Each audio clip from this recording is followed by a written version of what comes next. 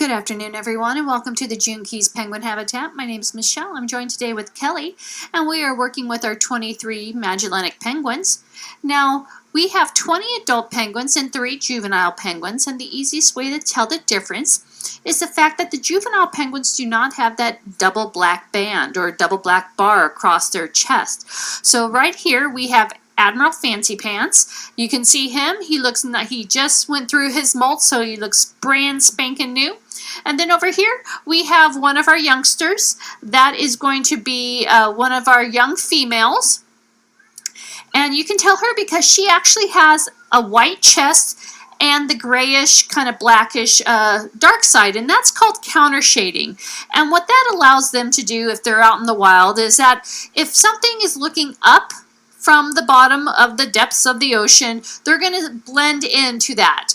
And if something's looking down while they're swimming, they're going to blend into the ocean floor. So it's a way that they can kind of help themselves out in the wild. Now here they have no predators. The only predators that they have here are pretty much the seagulls that try to steal their food. But other than that, these guys get a pretty nice life. They have restaurant quality food that we give them at least 3 times a day. But right now you might notice that the penguins aren't all that interested in feeding.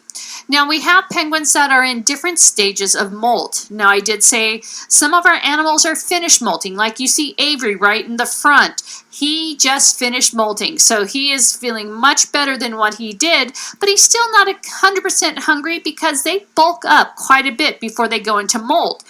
They'll gain about 1 to 2 kilos, and then they end up looking like the animals in the front. It's really quite sad. You have a molt, finished molt, molt, finished molt, and you'll notice that they look a lot different and probably feel a lot different as well. Because when they're doing their molt, it's called a catastrophic molt for one good reason. It happens all at once. Normally birds, when they molt, they'll molt 1 feather here, 1 feather there. With penguins, it pretty much comes all off all at once. And so you have these birds going through this this change in their body, and it can be pretty harsh for 2 to 3 weeks. Hi there, Manson. Let me see if he wants something real quick. Nope. A lot of times people wonder what it's like feeding a penguin. Well, if you've ever had a 3-year-old, you'll know exactly what it's like, because sometimes they want food, sometimes they don't. I can offer a penguin every single fish in this bucket, and they could either just toss it back at me or just go, no, go get me another. And we do.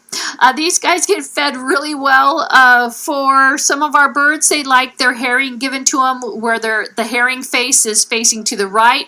Some has to face to the left. Some birds prefer the belly to be given to them first, and it's my job as their handler to make sure that they're given everything that they want in the way that they want it. So Manson will probably come back up here. You want to try again? Shall I find you a different fish? No, that's not a good enough fish. And there he goes again. Yes, 3-year-olds for 20 years. They live to be at least 20 in an exhibit setting like ours. The one on the far right, the little tiny girl, her name is whatever. She came to us with that name, but she is one of the pickiest eaters that we have. I can give her a capelin every single which way, and she will take it in her mouth it, and then toss it back at me, literally. So it's a lot of fun sometimes playing which way are you going to eat the capelin. Now, going back to that molt, this molt lasts for about 2 to 3 weeks, dependent on the animal.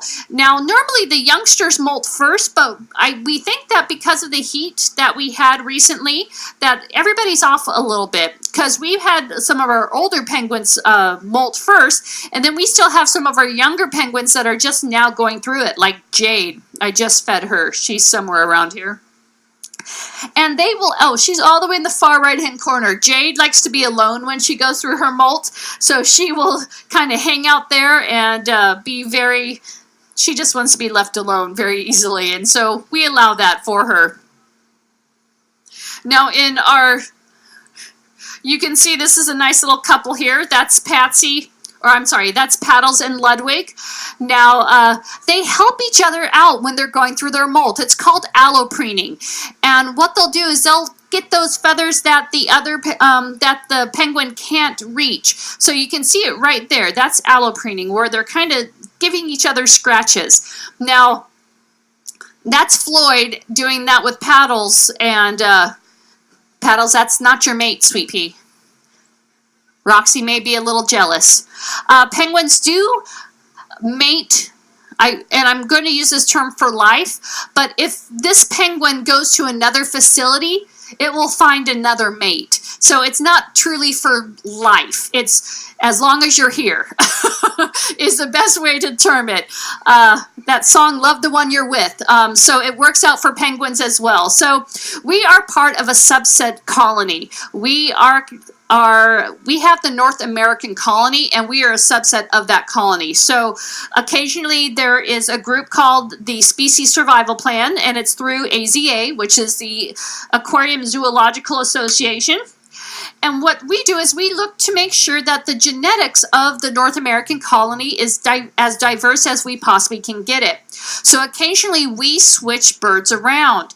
Now you might wonder, how can you keep track of what bird is what? Well, if you look on the right hand, yeah, that's my finger. If you look right here, a lot of the birds have beads on them. Now you might think it's just a fashion statement, but it's not. Purple just got a herring. Those beads tell us who's who. And so when I look at Purple's beads, his bead is gray, blue, orange. Now what that tells me is that's a certain number pattern. Gray is 9. And so when we look at him, he's 972. So each bird has their own distinctive number, almost like a social security number, and that's how we can tell which bird is what in the North American colony. So when we ship birds around, we'll be able to look at their progeny as well, and so we can really keep track of who's breeding with who, how many youngsters, which animals do we want to breed together. And I say that because we actually have 4 birds that are what's known as founders, which are genetically really important to our population because they came to us from the wild. They were actually stranded with about 1,000 birds up in Brazil. They were searching for food, couldn't find it.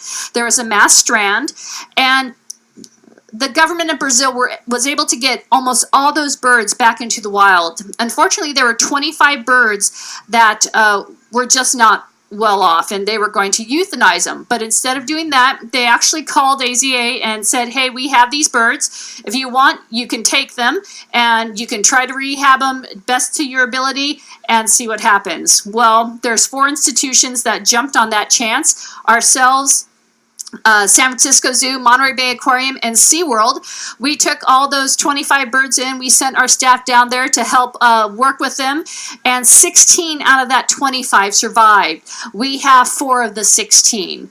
And so those 4 birds are Robbie, Roxy, Kate, and Avery.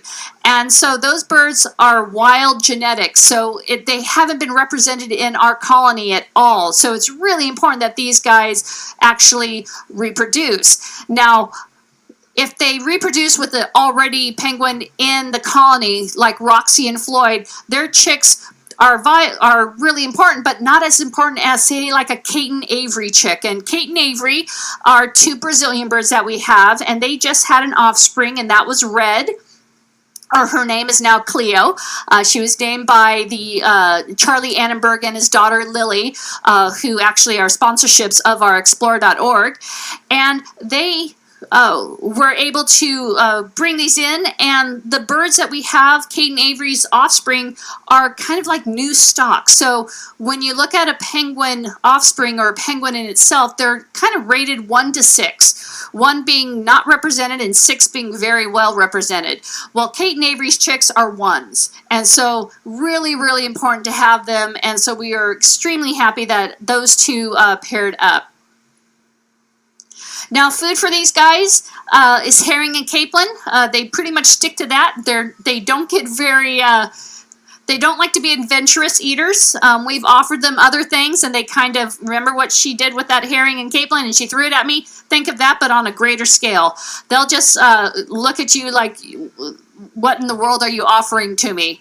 And so we pretty much stick with the herring and capelin. Everything's restaurant quality. So if we wanted to, you could eat what's in this bucket. I'm not a big fan of herring or capelin, so you go right ahead. But the penguins seem to like it. Everything we give them has been previously frozen, and because of that, it does lose some nutrients. So all the penguins get vitamins every morning. It's really important that we make sure that they get everything that they need to be happy, healthy penguins. And you'll notice that they're pretty much staying away from me. So this tells me that our feeding session is over. But going back to our penguins, little Miss Green here, she's our last chick to be named. And we're actually having you all name her. So for through the adoption program at $100 or more, you can adopt a penguin. The penguin has to stay here though. Sorry about that, folks. But you can actually adopt a penguin, and at the $100 level, you can suggest a name for Green. And we call her Green because that was her tag. And her personality is a sweet, sweet bird. She was one of our, if you watched through explore.org, we had a penguin cam that runs 24/7, but we also had a nursery cam. Green was the one that always wanted to sit in your lap, and she would be happy enough to just sit there and fall asleep in your lap.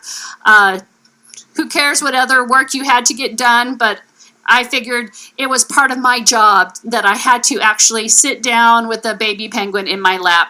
Oh, the things I do for you guys. Well, like I said, you can actually put your name in, and we are going to be choosing at the end of the month whoever's, whatever name we think best suits the penguin. This is Admiral Fancy Pants. He came to us with this name. Hi, buddy. He's another lap penguin that he just kind of wants to hang out with us. Good boy. But like I said, I would like to say thank you all for coming to the aquarium, because your admission does help us take care of all of our animals. So for myself, Kelly, and Admiral Fancy Pants, we'd like to say thank you and enjoy your rest of your day here at the Aquarium of the Pacific. What are you doing?